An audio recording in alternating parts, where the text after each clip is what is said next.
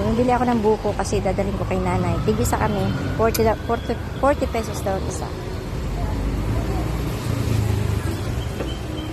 Kuya, yung malambot lang ha. Pero may laman. Medyo makapal na yung laman. Para masarap lang kainin.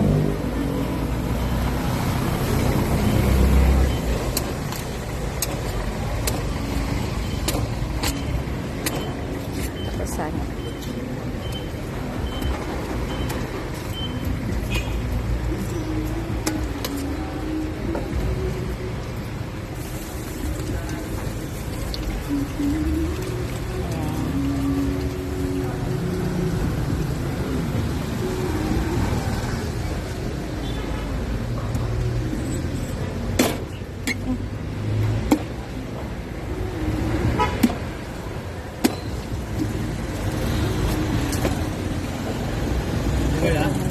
Bilang ko yan, 10.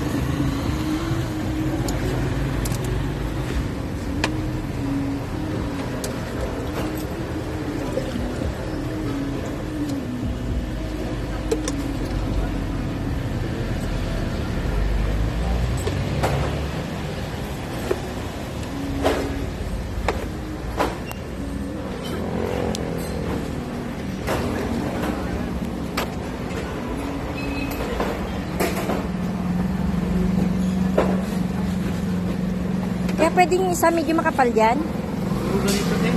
Oh, sige, sige lang. Ganun lang yan.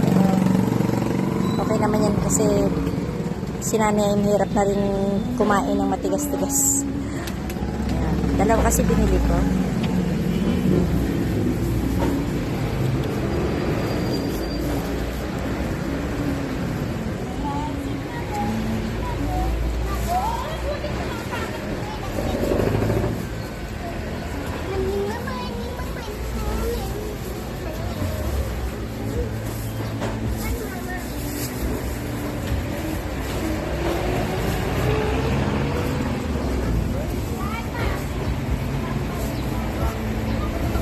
Si kuya malinis. Siyempre pag bumibili tayo, tinitingnan natin yung malinis yung mga kuko, malinis ang gumawa.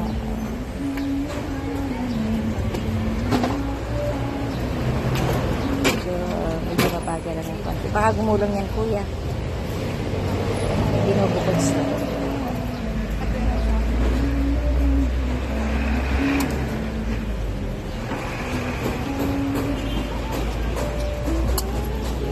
Bala ko sana pupunta pa ako doon sa Sapote, sa palengke.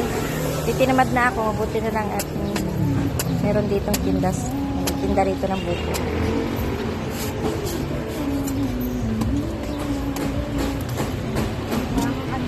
Kailangan kasi na nanay yung ganito kasi si nanay ay may problema sa kanyang pag-ihi, sa bato.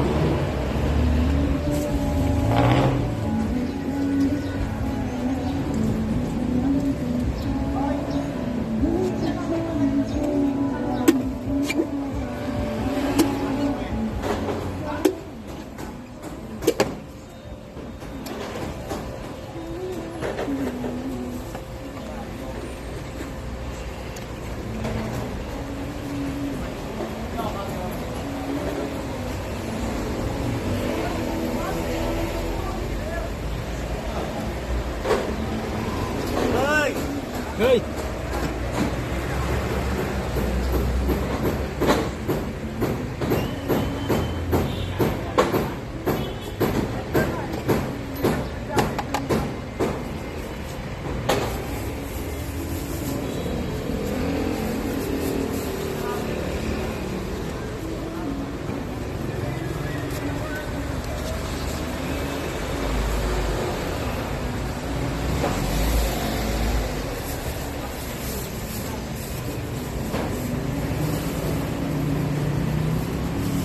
Kaya parang butas yung plastic ng isa. Tingnan mo, parang natulo. Ayun oh. Ayan, tumutulo yung isa. Apo.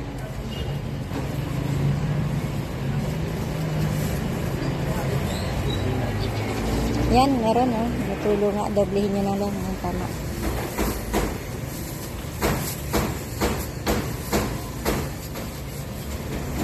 Wala kayo po yung supot na may handle? Ito na lang, pwede naman ito para.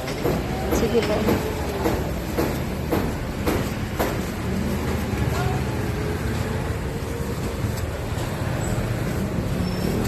Ito po yung bayad. 40, 80. Bakit parang may, ay, may natulo pa rin. Yung isa. Naku, bakit mga butas ang plastic mo, kuya? Ha? Baka pagdating ko sa bahay, ito ubos na. Teka lang po, teka.